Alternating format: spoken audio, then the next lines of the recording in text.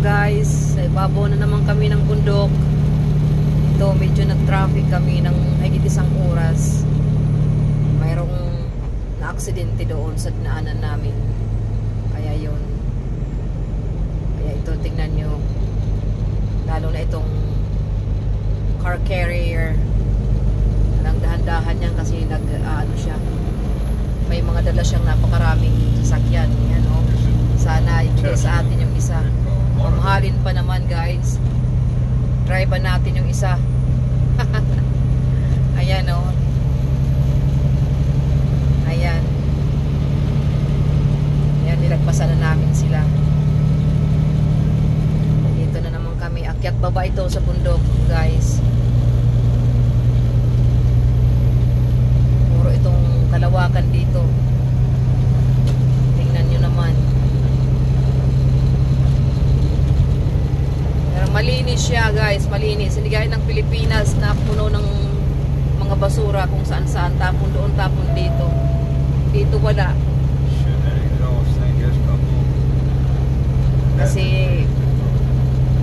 pinagpipinalty nila yung nagtatapon ng mga basura sa daan. Bawal. Talaga yan, hihinto na naman kami. Siguro mayroong talagang aksidente doon sa unahan.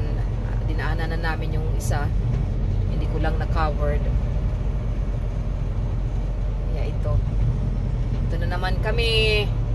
Aywan ko kung gaano katagal itong hintuan namin. Ay nako, ganun ang buhay namin sa kalsada.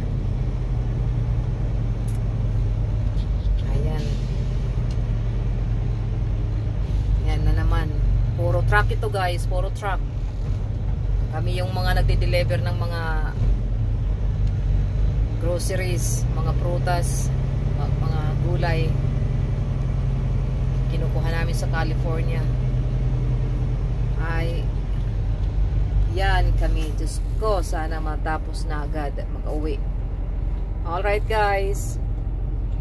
Ayan, umuusad ng konti-unti. Ayan, mabibigat ang laman yan. Ang mga trailer na yan. Mabibigat yan. Punong-puno yan. Kaso lang hindi ka pwede ditong mag-over weight. Kasi may mga timbang kami. Tinitimbang yan. Kung overweight, malaking multa. Ayan. Malaking trailer to guys. Ayan, ayan. Makikita nyo yan. Yan yung mga nagtatransport ng mga iba-ibang pagkain, kung ano-ano lang, kasi wala namang eroplano sa iba-ibang lugar. So lang talaga, tractor trailer ang nagdadala niyan, kaya sa amin. Alright guys, pinakita ko na sa inyo. Andito, nag-aantay kami ng traffic na matapos ito, na makausad na naman kami.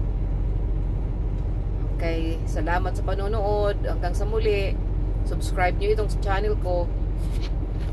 At i-like nyo rin. I-share. Salamat. God bless. Bye-bye.